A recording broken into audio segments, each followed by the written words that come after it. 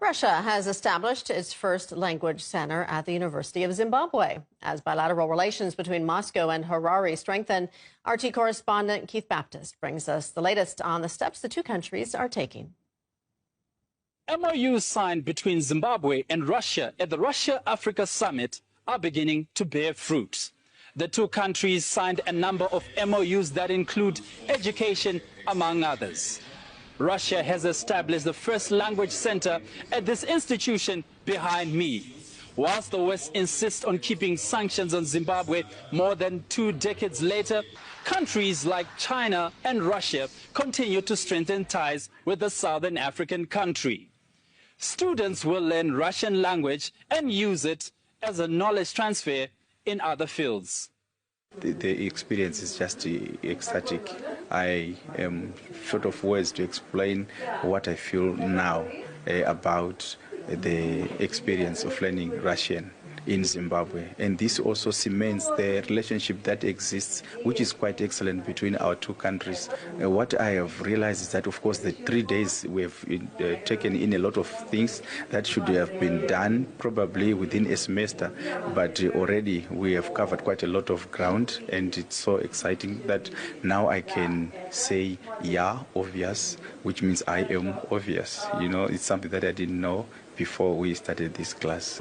We like that all Zimbabwean students are very eager to study Russian, and they are even a bit sad when each class comes to an end. And they are very gifted. They are very good at phonetics. We are surprised that they can repeat very difficult Russian expressions like "Здравствуйте", "До свидания" very easily. We hope that students will use Russian language in their professional development. All of students, they're eager to learn. There is a free entry with free will. We do not force anyone to study, so you have seen the classes, you have seen the faces of the students who enjoy their education and enjoy their classes. The significance of having this center is that for us to be more effective and sustainable in building the ecosystem we are trying to build, anchored on science, technology, and innovation under the Education 5.0, we would need to ground ourselves in terms of language also, understanding other people's cultures, and also being versatile in how we interact and communicate with others. Russian ambassador to Zimbabwe stressed on the need for Zimbabwe and Russia to maintain its strong bilateral ties. Here's what he had to say. A very special occasion, very remarkable. That is the launch of the Russian Language Center in the University of Zimbabwe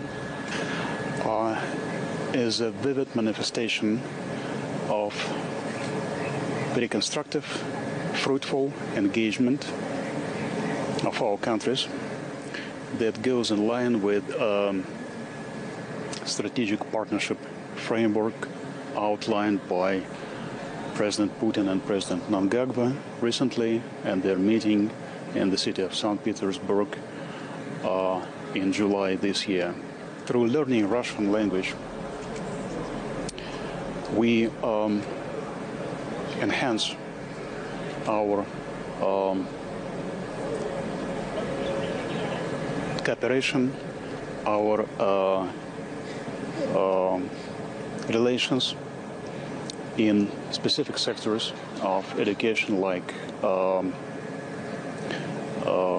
mining, ICT, and other faculties. Zimbabwe and Russia have a long history of relations, dating back to the 1970s, when Zimbabwe was fighting for its independence from Britain. After Zimbabwe implemented its land reform program, Western countries cut ties with the country.